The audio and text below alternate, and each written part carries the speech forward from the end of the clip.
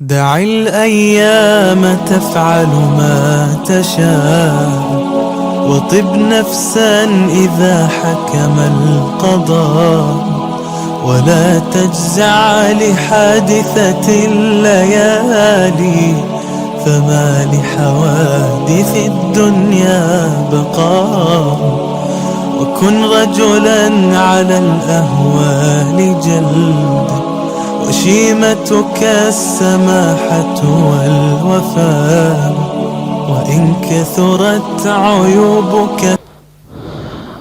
आज आप हजरात के सामने मर्दों के हुकूक यानी शोहरों के हुकूक के बारे में कुछ बातें अर्ज़ करूँगा और ज़मीन पर मर्दों के ख़िलाफ़ होने वाला जुल्म कानूनी सतह पर उसकी कुछ न कुछ वजाहत आपके सामने इंशाअल्लाह अर्ज़ करूँगा।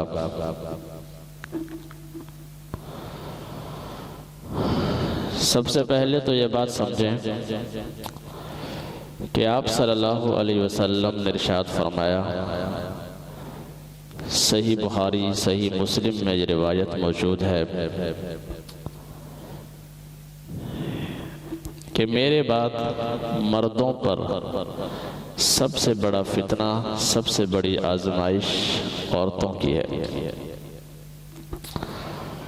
औरतों की सूरत में इंसान पर बहुत बड़ी आजमाइश आ सकती है।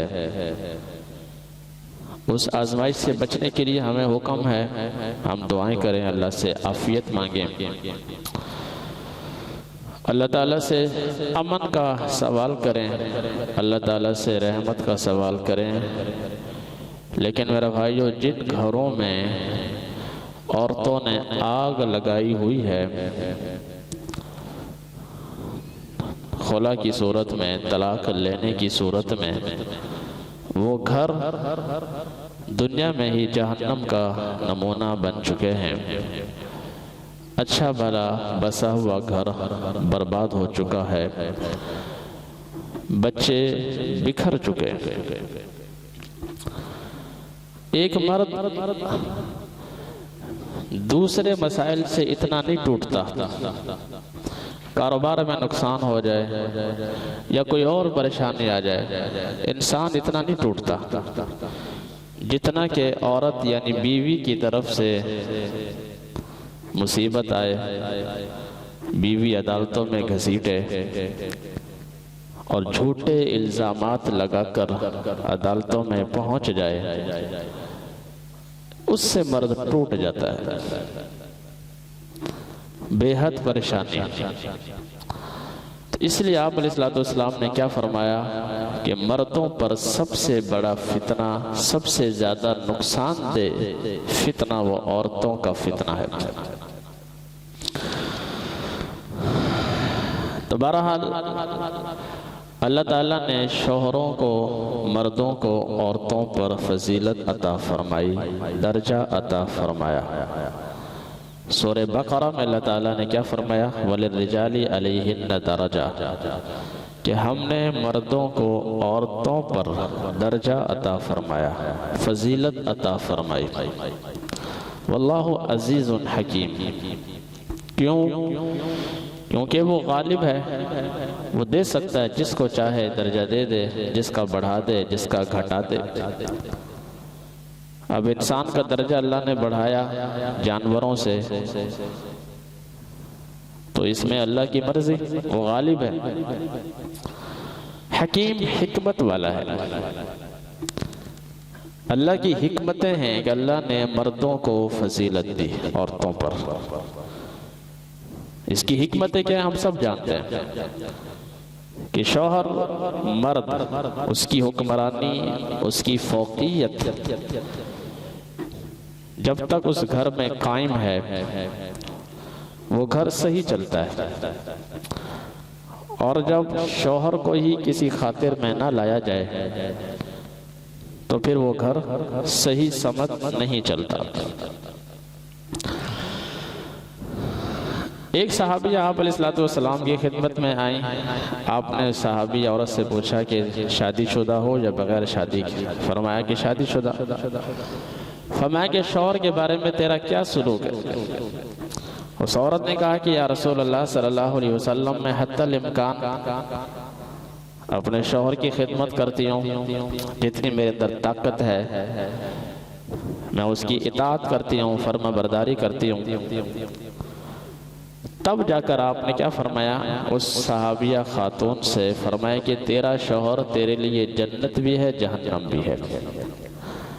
राजी कर लेगी तो जन्नत, राजी नहीं करेगी तो जहन्नम। तेरी जन्नत तेरा शौहर, तेरी जहन्नम तेरा शौहर। इसलिए खिदमत से अपने शौहर को राजी करो। तो बहरहाल सबसे बड़ा फितना मर्दों पर अल्लाह के नबी ने क्या फरमाया? वो औरतों का है। रही सही कसर हमारे कवानीन जो बने हुए हैं औरतों के साथ हमदर्दी के नाम पर, इंशाल्लाह उसकी वजाहत करूंगा, दो चार बातें आपको मिसालें दूंगा। रही सही कसर खवातीन के साथ हमदर्दी के नाम पर जो कवानीन बनाए गए हैं उन्होंने निकाल दी। उन्होंने तो मर्दों के कस बस निकाल दिए, मर्दों के बल निकाल दिए। इन औरतों को मालूम होना चाहिए मेरे भाइयों, हमारी बहनें हैं, हमारी बेटियां हैं, हमारी माएँ हैं, कि दीन ने, शरीयत ने क्या मकाम अता फरमाया, क्या इज्जत और अजमत अता फरमाई शौहर की इताअत के अंदर। हजरत अबू हुरैरा रज़ी अल्लाह ताला अन्हु से रिवायत है कि रसूलुल्लाह सल्लल्लाहु अलैहि वसल्लम ने फरमाया, बेहतरीन औरत वो है कि शौहर जब घर में आए और बीवी को देखे तो बीवी खुश होकर मिले, उसके चेहरे पर मुस्कुराहट हो, चेहरा उसका खिलखिलाता हो। ये नहीं कि शौहर घर में आया बीवी नाराज, बात क्या जी, कुछ भी नहीं, छोटी छोटी बातों पर वहम। तो आपने क्या फरमाया? बेहतरीन औरत वो है जब शौहर घर में आए तो बीवी उसे मुस्कुरा कर मिले। और एक और रिवायत में जो कि हजरत उमर रज़ी अल्लाह ताला अन्हु से रिवायत है, आप सल्लल्लाहु अलैहि वसल्लम ने फरमाया कि ईमान के बाद, अल्लाह पर ईमान लाने के बाद सबसे बड़ी नेमत अल्लाह ताला की वो खुश अखलाक नेक सीरत बीवी है, नेक सीरत खातून है। ईमान के बाद जो नेक हो, शौहर से मोहब्बत करने वाली हो और ज्यादा बच्चे जनने वाली हो। ये जुमला तो बहुत सी रिवायात में आता है, सही रिवायात में,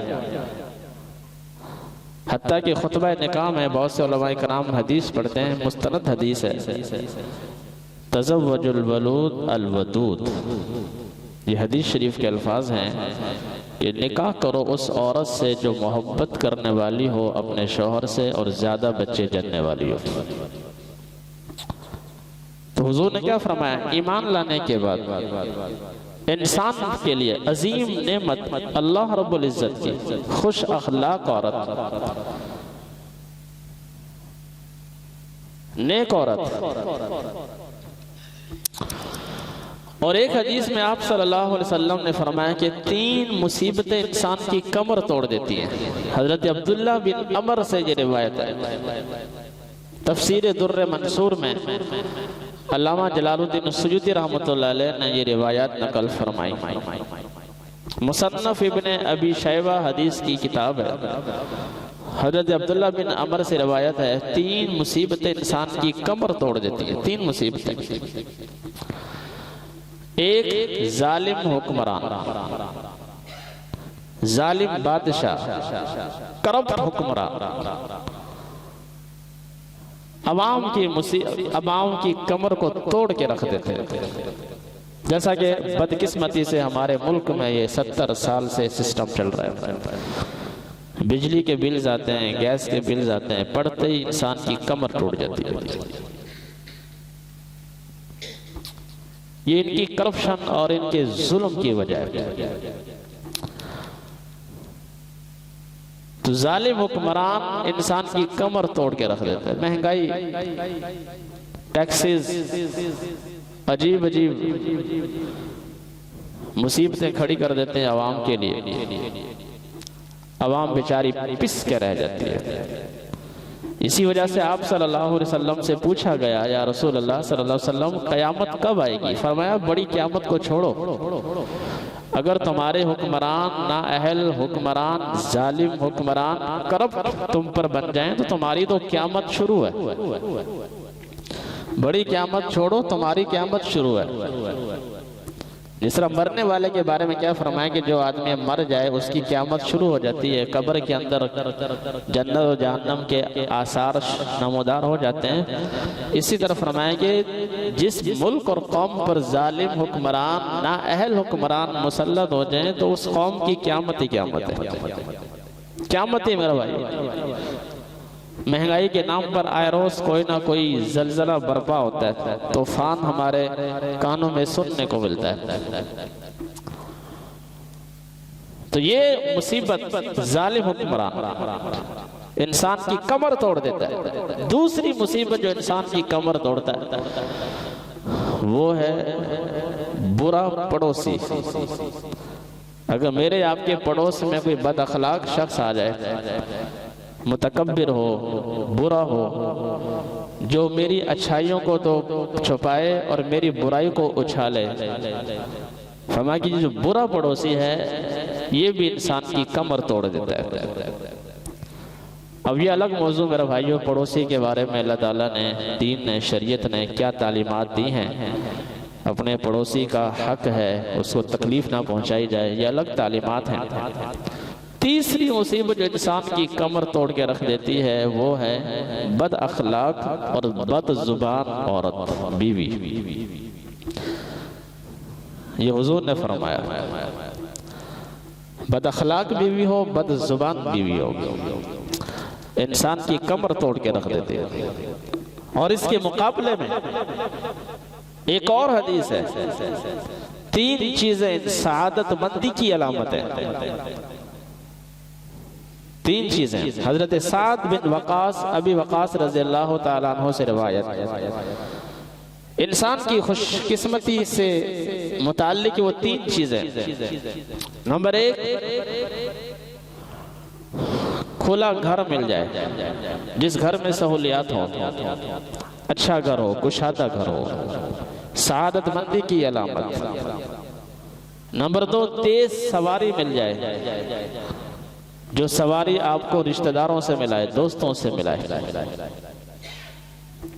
आज के दौर में गाड़ी है, अच्छा घर सआदतमंदी की अलामत। इसी वजह से मैंने सुबह दरसे कुरान में कहा फजर की नमाज में कि जिनको अल्लाह ने नेमतों से नवाजा है, दुनिया में अल्लाह पाक ने जिनको अता फरमाया, उनको तो ज्यादा नेकी की तरफ आना चाहिए, ये सोच कर कि कहीं मैं आखिरत में महरूम ना रह जाऊं। क्योंकि जो इंसान नाजो नेमत में पला हो, जिसने आंख इस माहौल में खोली कि उसका घर कुशादा, घर में हर किस्म की सहूलियात हैं, गाड़ी उसके पास, बंगला उसके पास, खाने पीने की तरह तरह की नेमतें, फल, मुख्तलिफ किस्म की ग़िज़ाएं उसके पास मौजूद हैं। अचानक उसके ऊपर अगर तंगी आ जाए, गाड़ी भी छिन जाए, बंगला भी छिन जाए, फल वगैरह भी उसको नसीब ना हो, तो उसकी ज़िंदगी कैसी बन जाती है। तो खुदा ना खासा मेरा भाइयों, जिसको अल्लाह ने दुनिया में नेमतों से नवाजा, अल्लाह ने उसको बीवी अच्छी दी, अल्लाह ने मकान अच्छा दिया, अल्लाह ने सहूलियात दी हैं, अल्लाह ना करे कब्र के अंदर अगर उसको मुसीबत आ गई, आखिरत में अगर वो नाकाम हो गया, तो उसको तो बहुत ज्यादा मसला बना। ये चीजें सआदतमंदी हैं, खुला घर, कुशादा घर, सहूलियात वाला घर और तेज सवारी। और तीसरी सआदतमंदी की अलामत खुश अखलाक बीवी। नेक बीवी, ये सारी चीजें औरतों को क्यों सुनाई जा रही हैं? ताकि वो नेक बने। हमें क्यों कहा जा रहा है? क्योंकि एक मर्द, एक बाप, एक भाई, एक औरत का मौल्लिम होता है। बाप बेटी की तरबियत करता है, भाई बहन की तरबियत करता है। ये तालीमात मर्दों को क्यों सुनाई जा रही है? वो जो हदीस शरीफ है कि जो दो बेटियों की कफालत करे, उनको अदब सिखाए, उनको तालीम सिखाए, वो तालीम से मुराद यही है। ये नहीं कि उनको इंजीनियर और डॉक्टर बना दिया बेटियों को, बहनों को, जो लो जी मैंने वो कफालत कर दी। वो तो रोटी कमाने का जरिया है, वो अलग चीज है, वो अलग मौजू है। तरबियत ये है, औरतों को जो तालीम दी जाए। एक औरत ने आप सल्लल्लाहु अलैहि वसल्लम से खावंद का हक पूछा कि या रसूलल्लाह सल्लल्लाहु अलैहि वसल्लम, एक शौहर का बीवी पर क्या हक है? क्या कोई औरत अपनी बीवी का हक दुनिया में अदा कर सकती है? रसूलुल्लाह सल्लल्लाहु अलैहि वसल्लम ने फरमाया कि अगर कोई औरत अपने बीवी के जख्मों को सारी जिंदगी साफ करती रहे, जख्मों से खून निकलता है, पीप निकलता है, यहां तक कि कोढ़ का मर्ज, उस शौहर को सारी जिंदगी उसने उसकी खिदमत की, उसके जख्मों से खून साफ किया, पीप साफ किया, फिर भी वो औरत अपने शौहर का हक अदा नहीं कर सकती। इतना मकाम है। मुस्तदरक के हाकिम में एक हदीस शरीफ मौजूद है।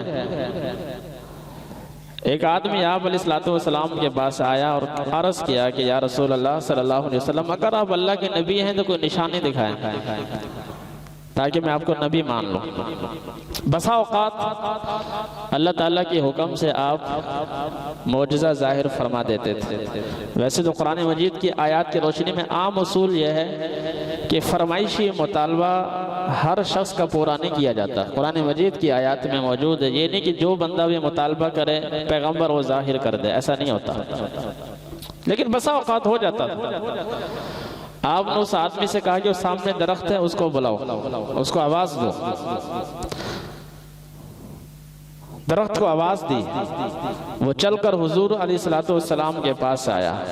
उस दरख्त ने हुजूर के पास आकर आपको सलाम किया और भी हुजूर ने फरमाई वापस चले जाओ अपनी जगह पर। वो दरख्त वापस चला गया। ये सारा माजरा देखकर उस आदमी ने आप अलैहिस्सलातु वस्सलाम के हाथों को बोसा दिया, आपके पाँव को बोसा देने की कोशिश की और आपका इकराम, आपकी इज्जत करने लगा, पाँव पे झुकने लगा। तो आपने मना फरमाया कि देखो, अल्लाह के अलावा किसी और के सामने झुकने की इजाजत नहीं। अगर अल्लाह के अलावा किसी और के सामने सजदा करने की इजाजत होती तो मैं हुक्म देता औरत को कि शौहर के सामने सजदा करे। और भी बहुत सी रिवायात हैं, इसके अलावा भी रिवायात हैं। सहाबा कराम अर्ज करते थे या रसूल अल्लाह सल्लल्लाहु अलैहि वसल्लम, हम दूसरे मुल्कों के बादशाहों के दरबारों में जाते हैं, वहाँ पे गुलाम खुद्दाम अपने बादशाहों के सामने सर झुकाते हैं, गर्दन झुकाते हैं। हमारा दिल करता है हम भी आपके सामने सर झुकाएं। आपने फरमाया, आपने ही जुमला फरमाया कि नहीं, अल्लाह के अलावा किसी और के सामने झुकना जायज नहीं। अगर जायज होता तो एक औरत को हुक्म होता है वो शौहर के सामने सजदा करे, उसके पांव पे झुके। और मशहूर हदीस है, शौहर अगर बीवी से नाराज है, हदीस शरीफ के अल्फाज हैं, अगर जब तक शौहर राजी नहीं होता उस औरत पर आसमान में जितने फरिश्ते मौजूद हैं, उस जब तक वो शौहर राजी नहीं होता उस औरत पे लानत भेजते हैं। जब तक राजी नहीं होता वो फरिश्ते उस औरत पे लानत भेजते हैं, जब तक वो राजी ना हो। बुखारी और मुस्लिम शरीफ में हदीस मौजूद है, अय्युमा इम्राअतिन मातत वज़ौजुहा अन्हा राज़िन, जो औरत इस हाल में दुनिया से जाए, इस हाल में दुनिया से जाए कि उसका शौहर उससे राजी था, दखलतिल जन्ना, वो मरते ही जन्नत में दाखिल हो जाएगी। तो इसलिए मेरा भाइयों, शौहरों के हुकूक हैं, अल्लाह ताला ने फजीलत अता फरमाई, अल्लाह ने मकाम अता फरमाया, इनको फौकियत अता फरमाई, क्योंकि अल्लाह की हिकमत यही है। इसके बगैर घर का निजाम नहीं चल सकता, मुल्क का निजाम नहीं चल सकता, उस खानदान का निजाम नहीं चल सकता।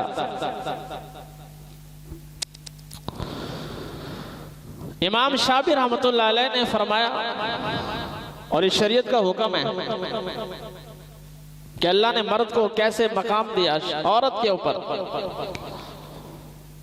फरमाया कि अगर शौहर अपनी बीवी पे जिना की तोहमत लगाए, शौहर औरत पर, बीवी पर,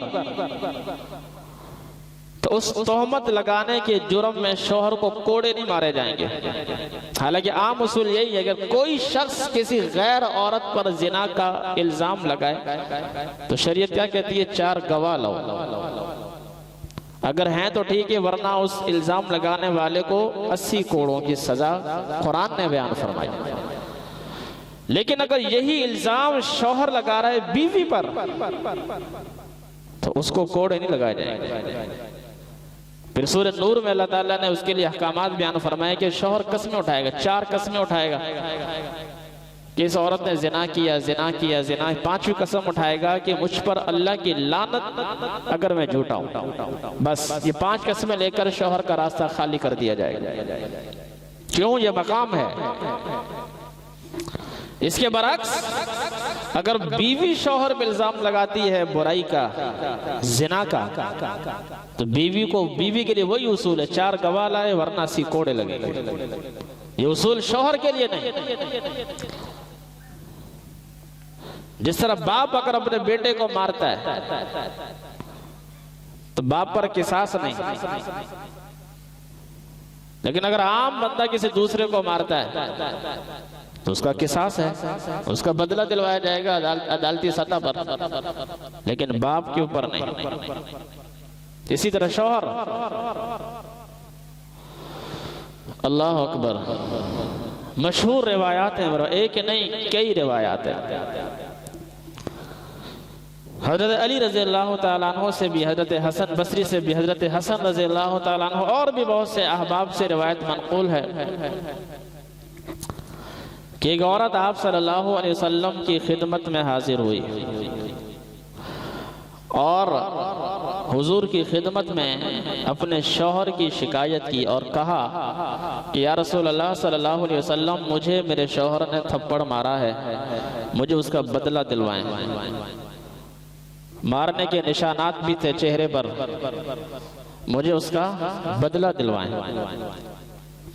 हदीस के अल्फाज हैं, क्योंकि आप अलैहिस्सलाम एज हुक्मरान भी थे। आप सल्लल्लाहु अलैहि वसल्लम ने शौहर को बुलाया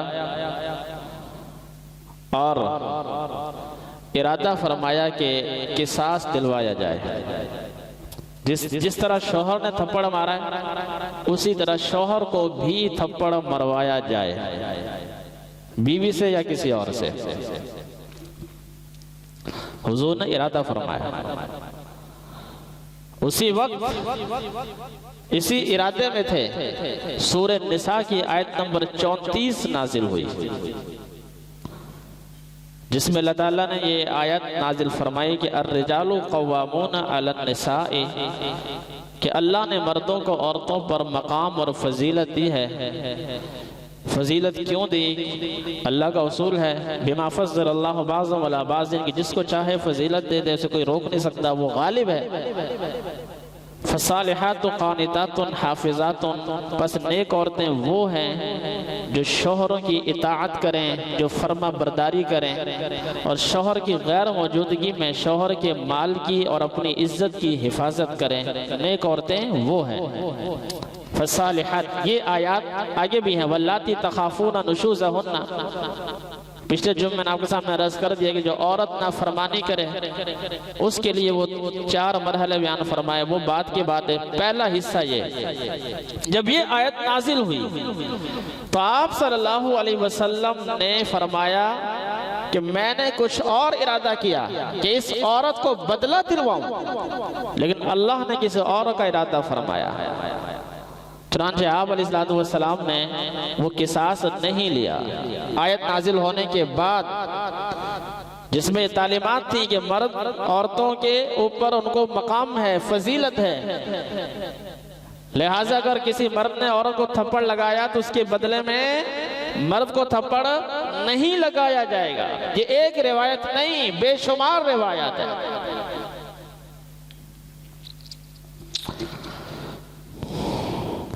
औरत को यह हक हासिल नहीं कि शौहर को सजा दिलवाए। अब इस पर मेरा भाई अल्लाह रहम फरमाए, हमारा माशरा जहालत के ऊपर कायम है, दीन की समझ नहीं, शरीयत की समझ नहीं, कभी गौर नहीं किया, कभी फिक्र नहीं की, फिर हमारे अंदर से हुक्मरान बन जाते हैं जो कानून साजी करते हैं। जिस दीन और शरीयत ने, जिस खालिक कायनात ने, हालांकि रसूलुल्लाह सल्लल्लाहु अलैहि वसल्लम ने इरादा फरमाया, इरादे फरमाने वाले कौन हैं? मोहम्मद सल्लल्लाहु अलैहि वसल्लम। आम नहीं, मैं नहीं, आप नहीं, आम हुक्मरान नहीं, कौन है? सय्यदुल अंबिया सल्लल्लाहु अलैहि वसल्लम इरादा फरमा रहे हैं कि शौहर से बदला लिया जाए, लेकिन अर्श वाले ने मना फरमाया। जिस रब ने एक थप्पड़ मारना औरत के थप्पड़ मारने के बदले में इजाजत नहीं दी, तो क्या उस औरत को यह हक हासिल है कि वह अदालतों में घसीटे?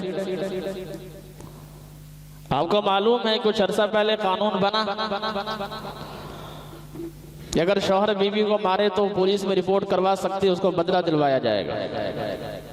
गालिबन मुशर्रफ के दौर में बना। उस पर 1-2 वाकयात हुए भी, औरत पुलिस में चली गई, उसके नुकसानात हुए। फिर अल्लाह रहम फरमा, जब औरत इस हद तक चली जाएगी तो वो औरत तो फिर नहीं रहेगी, उसको तो तलाक मिल जाएगी। वाकयात हुए, फिर घर उजड़ गए। बहरहाल कानून फाइल के अंदर दबा दिया गया,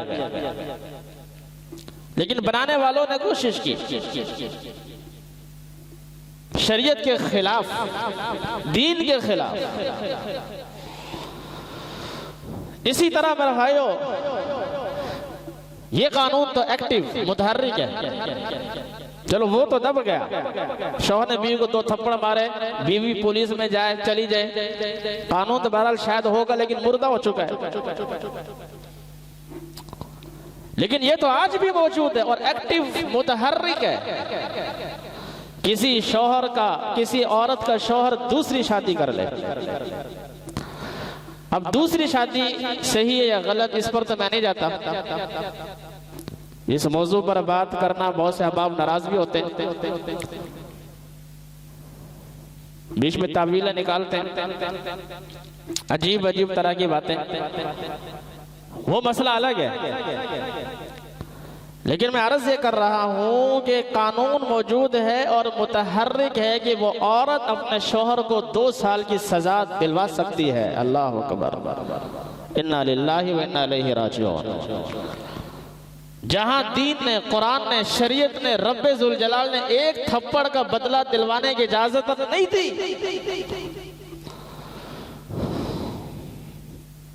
और यहां हालांकि जुर्म भी नहीं, उसने थप्पड़ मारा है।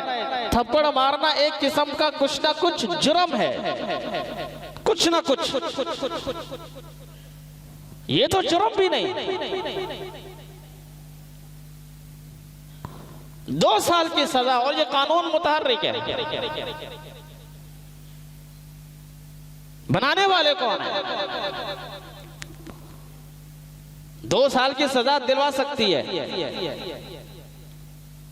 अदालत में जाए, दरखास्त दे, मेरे शौहर ने मेरी इजाजत के बगैर दूसरी शादी की, 2 साल की कैद, जुर्माना भी।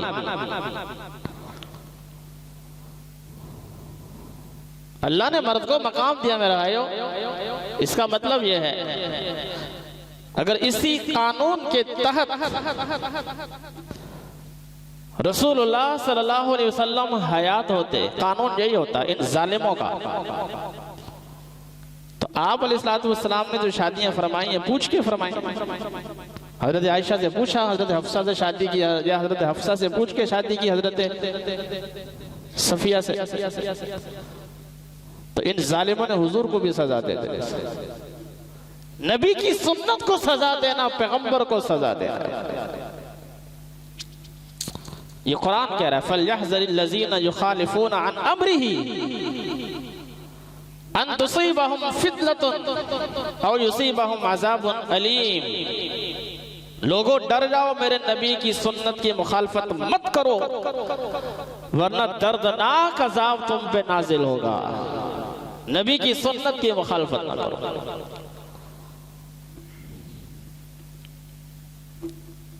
इसी तरह कानून झूठ बोलकर शौहर पर इल्जाम लगाकर ये शौहर नशई है, शौहर भंगी है, खर्चा नहीं देता, मारता बहुत है, मैंने इसके साथ नहीं रहना।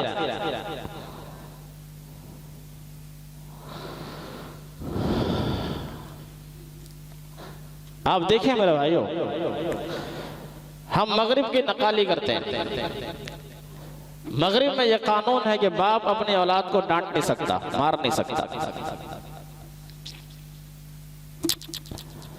उस्ताद शागिर्द को नहीं मार सकता, शौहर बीवी को नहीं मार सकता। यह कानून वहां पर है।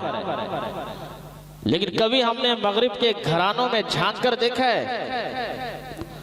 कभी हमने उनके खानदानी माहौल में झांक कर देखा है कि वो लोग इन कवानीन की बिना पर किस करब और मुसीबत में और परेशानी में मुब्तला हैं? कितने घराने ऐसे हैं जो बाहर रहते हैं लेकिन बच्चों को यहां रखते हैं, वहां नहीं रखते। मेरे भाइयों, हमने दीन को देखना है, शरीयत को देखना है, अल्लाह और उसके नबी की तालीमात को देखना है। अगर शौहर से कहीं ना कहीं गलती हो गई, या उस्ताद से कहीं ना कहीं गलती हो गई, या बाप से कहीं ना कहीं गलती हो गई, रूए जमीन पर तो उस पर कानून साजी नहीं की जाती। खुदा ना खासा रूए जमीन पर किसी भी हिस्से में बाप ने अगर बेटी से जिना कर लिया, और ऐसा हो भी जाता है, रूए जमीन पर कोई एक आधा वाकया हो जाता है, तो क्या उसको कानून साजी बना दो? क्या आज के बाद कोई बाप अपनी बेटी के साथ तन्हाई में ना बैठे, कानून साजी कर दो? क्या आज के बाद बाप अपने बेटे को गाड़ी में लेकर स्कूल ना छोड़ने जाए कि जी फलां जमीन पर फलां हिस्से में वाकया हो चुका है बाप का बेटी के साथ, लिहाजा कानून साजी कर दो? मगरिब में तो किया हुआ है, बाप बेटे को मार नहीं सकता। इसी तरह मेरे भाइयों, अगर कोई एक आधा वाकया रुए जमीन पर शौहर ने बीवी को इतना मारा कि बीवी फौत हो गई, या हड्डी तोड़ दी, या उसको जख्मी कर दिया, कोई एक आधा वाकया, आप भी इसी माहौल में रहते हैं, बहुत से अहबाब की उम्र है माशाल्लाह 70 साल, 80 साल, 50 साल। अपनी जिंदगी में आपने कितने वाकयात देखे अपने माहौल में, घराने में, मोहल्ले में, मुल्क में, शहर में। लाखों करोड़ों घराने हैं, कोई खुदा ना खासा किसी जालिम शौहर ने एक आधा वाकया की बीवी को हाथ तोड़ दिया, उसके पांव तोड़ दिए, उसको कत्ल कर दिया, तो क्या कानून साजी कर दो? बाकी जो बेचारे बैठे हुए हैं, अल्हम्दुलिल्लाह अल्हम्दुलिल्लाह, 100 में से क्या 100 के 100 एक आधा मैंने बताया रुए जमीन पर, उनके जज्बात को तुम उनका गला घोंट दो, कानून साजी करके औरतों की हमदर्दी के नाम पर मर्दों के जज्बात से खेलो।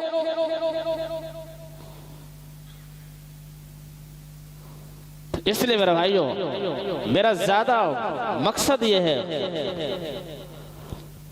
कि औरत को हक हासिल नहीं कि वो शौहर को सजा दे। और हमारा कानून क्या कहता है, दूसरी शादी कर ले तो 2 साल की सजा कौन दिलवाए? औरत दिलवा सकती। और कुछ औरतें करती भी हैं नादानी, और जो करती हैं वो भी भुगतती हैं। लेकिन कानून जो बन चुका है मेरे भाइयों, जिन जिन लोगों ने कानून बनाया है, अल्लाह ना भूलता है ना भटकता है।